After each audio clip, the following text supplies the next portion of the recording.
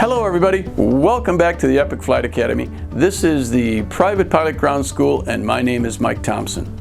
Now remember, in order to make these videos most effective, watch them in parallel to the online Epic Ground School course and then review this content with your flight instructor. So today's lesson is all about load factor and maneuvering speed. Now, as you're probably already aware, many speeds for the airplane are identified with the capital letter V, and oftentimes they have a small subletter. For example, S or LE or A. Today, let's talk about the capital letter V with the small subletter A. That is maneuvering speed.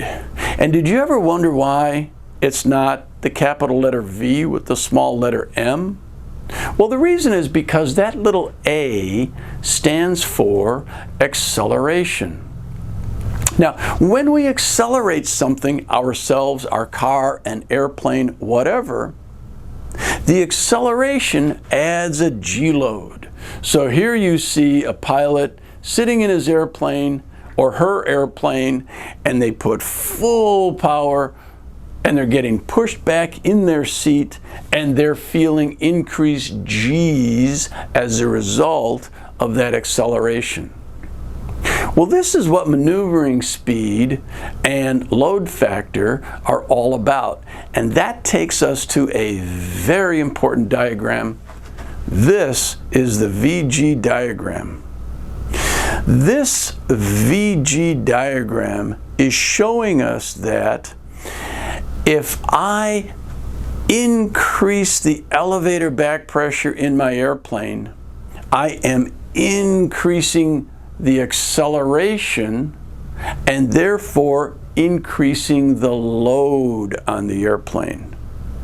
Now, the airplane is designed to exceed its critical angle of attack before it exceeds its design load limit. So the wing will stall before it is overloaded. Now, where does VA come in? It's a very important distinction to understand. What I just said only applies below the speed of VA. So take a look at the VG diagram. In the green arc here, if I pull back abruptly on the elevators, I will accelerate the airplane. The acceleration adds load, and the airplane will reach its accelerated stall speed prior to overloading. For example, in our fictitious airplane here, take a look at a flight speed of 100 knots. If I pull back, I accelerate the airplane, the acceleration increases the load, the angle of attack goes up, and if I go up the 100-knot airspeed, I see that I hit the accelerated stall line before the load factor of my airplane is reached. And notice on the VG diagram, there's a very important speed here called maneuvering speed. That's VA. As long as I put in that input and acceleration below VA speed, the aircraft will hit critical angle of attack prior to its load limit factor.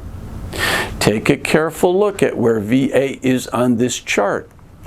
If I'm at speeds above VA, I could accelerate the airplane to put loads on it to take it all the way up to that stall line well above loads that the airplane was designed to handle. One last important consideration. the VA speed is not present on your airspeed indicator. I wonder why that is. The reason is because it changes. VA speed goes down as the weight of the aircraft goes down. And here's why. Remember, it's all about acceleration. Smaller, lighter objects are easier to accelerate than larger, heavier objects. So if we look back at our VG diagram, imagine here I am at 100 knots.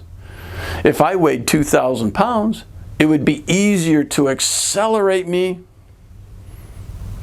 and increase my load than if I weighed 3,000 pounds. It would be more difficult to accelerate me and increase my load. So as weight goes down, VA speed goes down.